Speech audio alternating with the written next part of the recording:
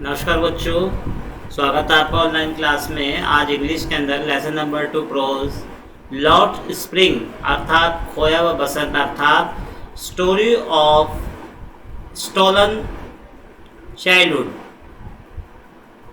एक कहानी है, इसमें दो खोया हुआ बचपन, खोया हुआ बचपन।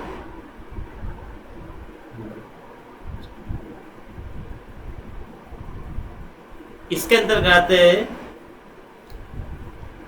आपके जो ऑथर हैं अनीस जंग, जिन्होंने दो कहानी पेश करी है।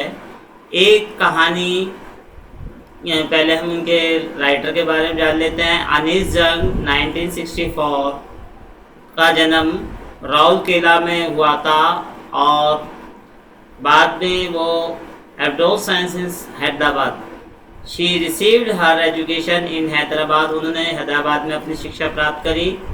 She received education Hyderabad and the United State of America. America में भी उन्होंने पढ़ाई की। उनके माता पिता दोनों ही लेखक थे और Anees Jung began her career as a writer in India. Bharat में अपना करियर शुरू करा। She has been a editor and columnist for the major newspaper in India, abroad, and authored several book। और उन्होंने कई किताबों के लेखक भी रही और उन्होंने कई चीज़ों का संपादन किया। आप देखते हैं इसमें दो कैरेक्टर हैं। फर्स्ट पार्ट में एक कहानी जो है साहिब ए आलम, ए रैग पिकर अर्थात एक जो है कूड़ा बीनने वाले की कहानी है। जो कूड़ा बीनता है उसकी कहानी है। और दूसरी में इसके अंदर जो है और दूसरी कहानी जो है चूड़ी बनाने वाले बच्चों के ऊपर है कि किस प्रकार से कहानी में दो कहानी पेश की है। कि हाँ, देखते हैं इंट्रोडक्शन ऑफ द स्टोरी में निम्नलिखित कहानी अनीस जंग की पुस्तक lost springs stories of stolen childhood से अवतरित है। इसमें बताते हैं कि निपट निर्धनता और परंपराएं इन बच्चों के शोषण के जीवन से अभिशापित होती है। कि एक बच्चा जो है कबाड़ी का काम करता है और उसके जो है किस प्रकार से हालात हैं। दूसरी ओर ये जो बच्चा है दिल्ली के अंदर सीमापुरी के अंदर कबाड़ बीनने वाले बच्चों की और एक फिरोजाबाद शहर में चूड़ी बनाने वालों की नितांत दीनता के बारे में है। इसके अंदर साहेबे लॉजिंग फॉर स्कूल और बियर फुट किस प्रकार से वो नंगे पैर मतलब क्या काम करता है, सब इसमें बताया गया है। अगले पेज में हमारा ये देखेंगे, इसके अंदर ये आपका मेन रीज़न क्या है उसकी, विजिट टू सीमापुरी में कब, और रेजिक पेकर का हाउस मतलब जो बस्ती है, NST for supports, Sahib servant एक नौकर के रूप में। और यह दूसरी कहानी जो है कि सेकेंड स्टोरी जो है ये एक चूड़ी बनाने वाले की है। चूड़ी बनाने वालों के लिए वो जो लड़का है ड्राइवर बनना चाहता है, उसमें एक लड़का है lodging of Muskan, workers in A Bengal manufacture. और इसके अंदर मुकेश हाउस का घर कहाँ है, Mukesh father and grand mother, उसके माता पिता क्या करते हैं। और इसके अंदर Savita and here parents, Savita एक लड़की है, ठीक है ना, जो पिंक ड्रेस में है। और दूसरी है बेंगल्स मैन्युफैक्चरिंग एंड ब्लाइंडनेस, चूड़ियाँ बनाने का कार्य इसके अंदर है। तो किस प्रकार से ये कहानी इसमें चलती है दोनों, आगे देखते हैं।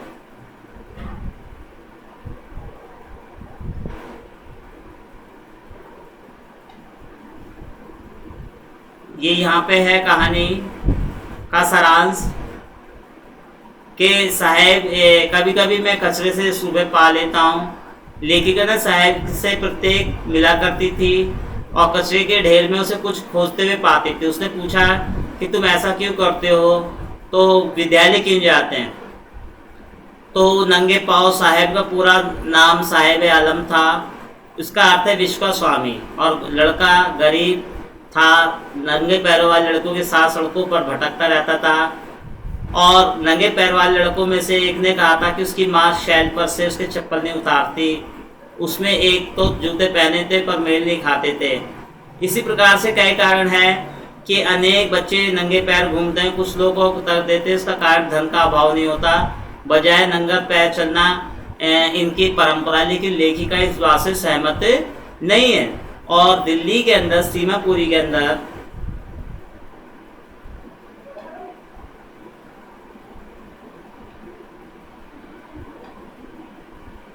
ये कचरा बीनने वाले उसमें रहते हैं। तो लेखिका वहाँ जाती है और जो वहाँ पे उनके जीवन में काफ़ी बड़ा अंतर था। और इसका परिवार जो है 1931 में बांग्लादेश में आया था और खेत खलिहान नष्ट हो गए थे। फिर उन्होंने कचरा बीनने का कार्य किया। वहाँ पे कम से कम 10,000 कचरा बीनने वाले लोग रहते हैं और उनके तिरपाल मकान छत टीन और तिरपाल से बनी हुई है। और वहाँ पे ही सीवर आदि जैसे जल का अभाव है। और सीवापुरी में निवास करने वाले मताधिकार का प्रयोग करने और भोजन प्राप्त करने में समर्थ हो जाते हैं। तो आगे देखते हैं कि खेल के लिए उत्सुकता। लेखिका साहेब को निकटवर्ती लोहे के बाड़ से लगे गेट के निकट देखती है और श्वेत वस्त्रों में साहेब को खेल पसंद है। और साथ ही साथ साहेब निरर्थक व्यक्ति जूते टेनिस जूते पहने उसके बदन खो चुके हैं और कमीज और निक्कर पर विचित्र लगते हैं, जो नंगे पैर चलते हैं। साहब एक सेवक के रूप में भी देखते हैं। तो प्रातः साहब मिल्क बूथ के रास्ते में है और उसके हाथ में स्टील का कनस्तर है, चाय की दुकान पर काम करता है।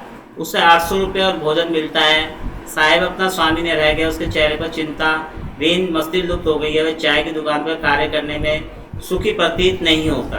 तो ये इसकी मोटी मोटी हमने समरी पढ़ी है। दूसरा जो पार्ट है इसका कि मुकेश नाम का लड़का जो फिरोजाबाद में है, लेखिका उससे मिलती है जो चूड़ी बनाने में कार्य करते हैं। वो कहता है कि मैं कार चलाना सीखूंगा। और चूड़ी बनाने वाले श्रमिक चूड़ियों के लिए प्रसिद्ध है। फिरोजाबाद में प्रत्येक परिवार चूड़ी बनाने में व्यस्त है। तो यहाँ पे उनके बच्चे जो शीशे की भट्टियों उच्च तापक्रम से युक्त में काम करते हैं और वहाँ का में प्रकाश विहीन गंदी अंधकारपूर्ण कोठरियों में रहना पसंद है। रहना अवैध है, लेकिन वे दिवस के प्रकाश दीर्घ उपजाऊ काम में लगे रहते हैं। और मुकेश तथा 20,000 बालकों को तपती भट्टी से निकाला जा सकता है यदि उन्हें इस कार्य में ना लगाया जाए।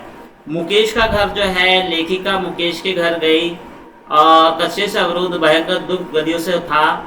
वहाँ चूड़ी बनाने वाले परिवार रहते थे। घरों का दीवार भुरभुरी टुकड़े टुकड़े गिरती, दरवाजे धुलमुल थे। उन्होंने मुकेश के घर में प्रवेश किया जो गली के अन्य घरों का तरह था और महिला चूल्हे में खाना बना रही थी। उसके आंखों में धुएं से परिपूर्ण थे। लेखिका को मुस्कान सहित अभिवादन किया। मुकेश के बड़े भाई की पत्नी थी। मुकेश के माता पिता दादी दादा भी वहाँ पे चूड़ी बनाने का पॉलिश करने का कार्य करते हैं। और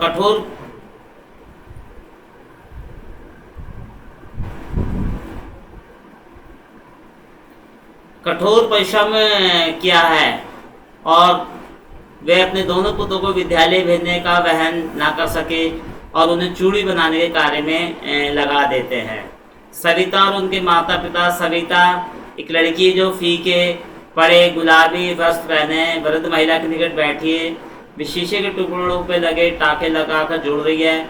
उसके हाथ मशीन की चिमटे की भांति यांत्रिक रूप से चलते हैं और उसके पास ही वृद्ध महिला ने अपने संपूर्ण जीवन काल में एक बार भोजन पर्याप्त रूप से नहीं किया है। उसके पति एक वृद्ध है जिसकी दाढ़ी नीचे की ओर लहराती है। सिवाय चूड़ी बनाने के अन्य उन्हें कुछ पता नहीं। और साथ साथ चूड़ी बनाना और आंखों की निर्धनता। लेखिका सर्व चूड़ियाँ देख सकती है।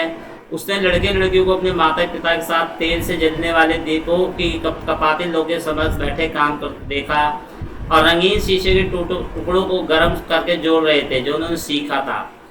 उनके नेत्र काले होने लगे थे और उन्होंने दृष्टि खो दी थी और ये समय जो बहुत ही दुष्टापूर्ण चक्र है, चूड़ी बनाने वालों की पीढ़ी दर पीढ़ी चूड़ी बनाने में व्यस्त है, वे निर्धनता का जीवन जीते हैं, वे कठिन परिश्रम करते हैं और निर्धनता मृत्यु को प्राप्त हो जाते हैं। तो इस वे स्वयं को बिचौले साहूकारों के चंगल में पाते हैं।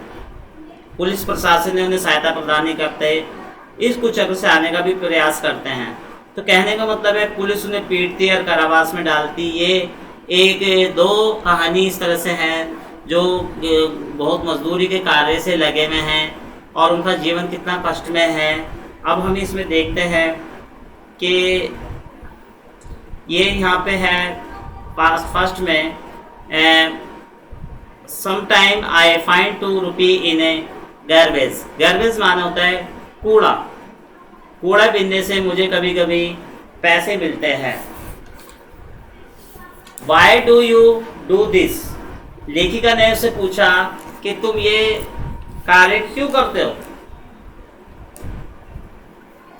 यानी साहेब रोजाना सुबह अचानक मुझे मिल जाता था। I asked Saheb whom I encounter every morning scrolling for a gold in the garbage dump in my neighborhood। हाँ, तो साहेब रोजाना मुझे अचानक मिल जाता था और वे मेरे पड़ोस के कचरे के ढेर से सोना खोज रहा होता था। मैंने उससे पूछा तुम ये कार्य क्यों कर रहे हो, वाई डू दिस, तुम ये कार्य क्यों कर रहे हो। साहेब ने अपना घर बहुत दिन पहले छोड़ दिया था। Saheb left his home long ago, sat amidst the green field of Dhaka. और लगभग उसने ढाका के हरे भरे खेतों के बीच बसे अपने घर के उसने जो अपना घर बना लिया था, उसे अपने घर की याद नहीं आती थी। His home is not even a distant memory, there were many storm that swept away their fields. और वहाँ कई तूफान आए और उनकी माँ बताती थी कि कई बार तूफान आए और घर और खेत को तबाह कर दिया। His mother tells him that is why they left looking for gold in the big city where he now lives। इसलिए यही कारण है कि वे वहाँ से छोड़कर सोने की खोज में बड़े बड़े शहरों में आ गए जहाँ वह अब रहते हैं।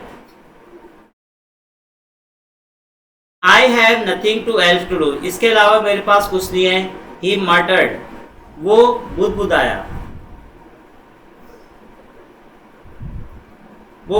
इसके अलावा मेरे पास कुछ नहीं है। Go to school। उसने कहा, लेखिका ने कहा तुम स्कूल क्यों जाते हैं। I say glibly।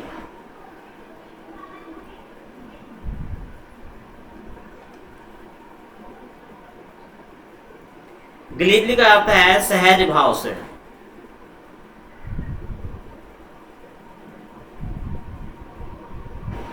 कि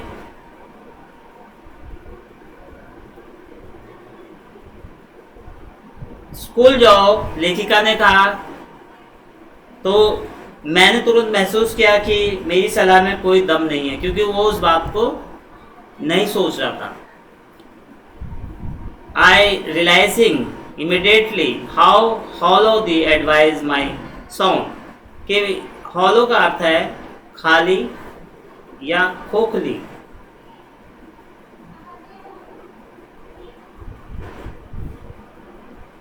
आइए पैराग्राफ नंबर देखते हैं 2। There is no school in my neighbourhood. मेरे गांव में कोई भी स्कूल नहीं था पड़ोस में। अब वहां बन जाएगा। When they built when I will go, तो मैं जाऊंगा। इफ स्टार्ट स्कूल, यदि विल यू कम, यदि स्कूल शुरू कर देते हो तो क्या तुम आओगे। आई आस्क्ड, मैंने पूछा। हाफ जोकिंग, मैंने पूरी मुस्कान के साथ वह कहता है हाँ। यस ही से स्माइलिंग ब्रॉडली, संपूर्ण मुस्कान के साथ।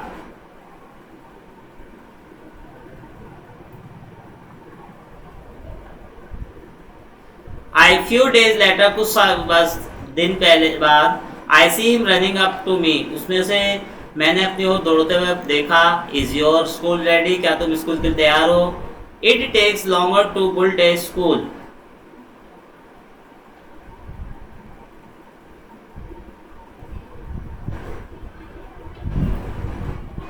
क्या आपका स्कूल तैयार है। आई से embraced at having made a promise that was no meant but I promises like mean about every corner of black word word black का अर्थ है कठोर।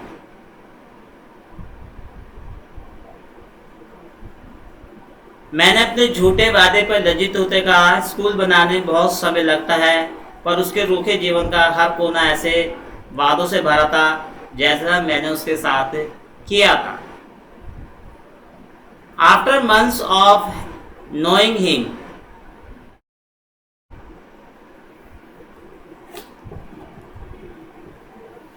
उसे जाने के कई महीने बाद मैंने उसका नाम पूछा। I asked him, Sahib Alam, he announce ने कहा। He does not know what is name, इसको उसे अपने नाम का मतलब नहीं पता था।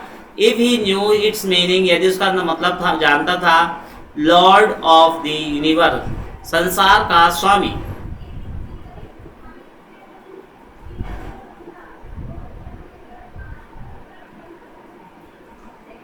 He would have had time believing it, unaware to what his represent. इसका अर्थ नहीं जानता था, यदि वह इसका अर्थ जानता, दुनिया का मालिक जिस पर उसे विश्वास करना मुश्किल होता। अपने नाम के अर्थ में अनजाना वह दोस्तों के साथ गलियों में घूमता, जो नंगे पैर फिरने वाले लड़कों की एक सेना है। He roams the street with his filled in army barefoot boys who appeared like the morning bird and disappeared noon. Over the months, I have come to the recognize each of them. और जो सुबह की चिड़ियों की तरह प्रकट होते हैं और दोपहर को गायब हो जाते हैं, महीनों बाद मैं उनको पहचानने लगी थी।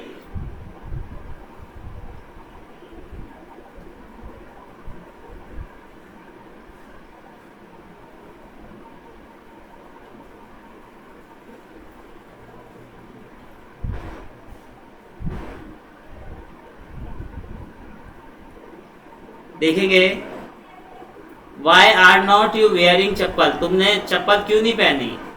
आई आस्क्ड वन, मैंने कहा, my mother did not bring them down from the self,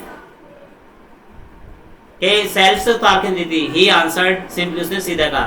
तो ये वर्ड मीनिंग है, अनाउंसिस बताता है, हार्ड टाइम कठिन समय, अनअवेयर अज्ञानी अज्ञानता, रोम घूमती है, बेयरफुट नंगे पैर, रिकोगनाइज माने पुनः जानना पहचानना, और सेल्फ माने टांट। इसी तरह से हम पैराग्राफ नंबर 4 पे जाएंगे। Even if she did not, she did, he will throw them of.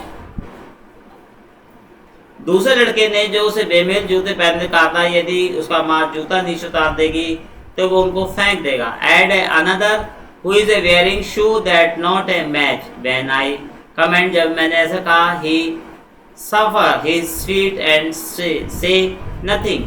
I want shoe. और टिप्पणी कही तो उस लड़के ने अपने पैर जूते पर रगड़े और कुछ नहीं कहा। तीसरे लड़के ने, जिसका जीवन भर जूते प्राप्त होते, मैं जूते पहनना चाहता हूँ। तो I want shoe, says third boy. He was never on a pair of his life.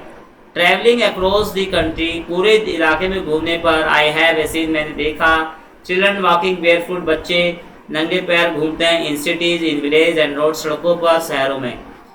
It is not a lack of money, ये पैसे की कमी नहीं है, but a tradition of a stay barefoot, लेकिन नंगे पैर घूमना एक संस्कृति है। वन एक्सप्लेनेशन, जो उसका वर्णन किया है। आई वंडर्ड, मुझे हैरानी हुई, if there this is only one excuse explain away perpetual state of poverty.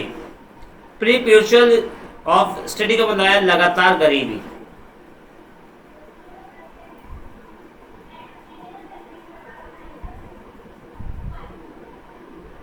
लगातार गरीबी।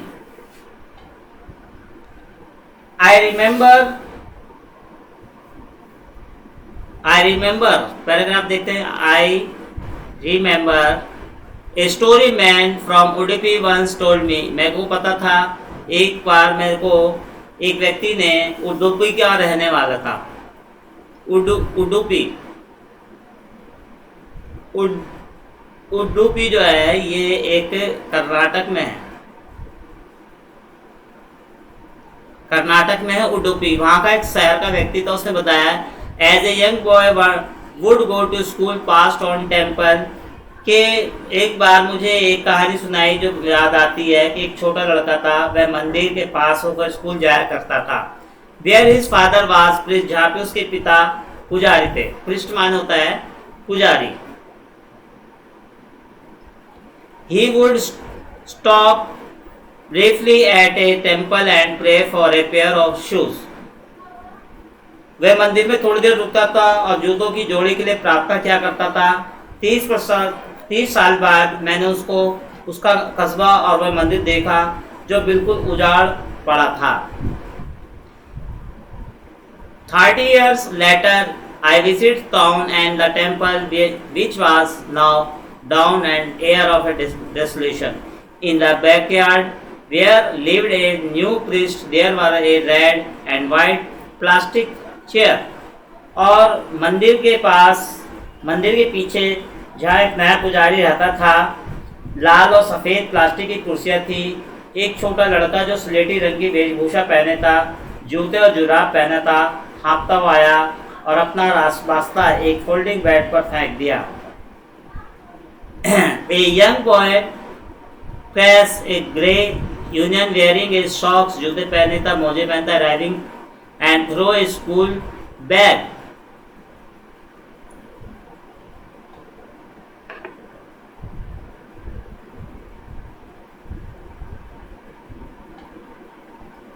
On a folding bed, पलंग पर फेंकते हुए, looking at the boy, लड़के की ओर देखते, I remember, मुझे याद आया, the prayer another boy and made the goddessness when he had finally got a pair of shoes.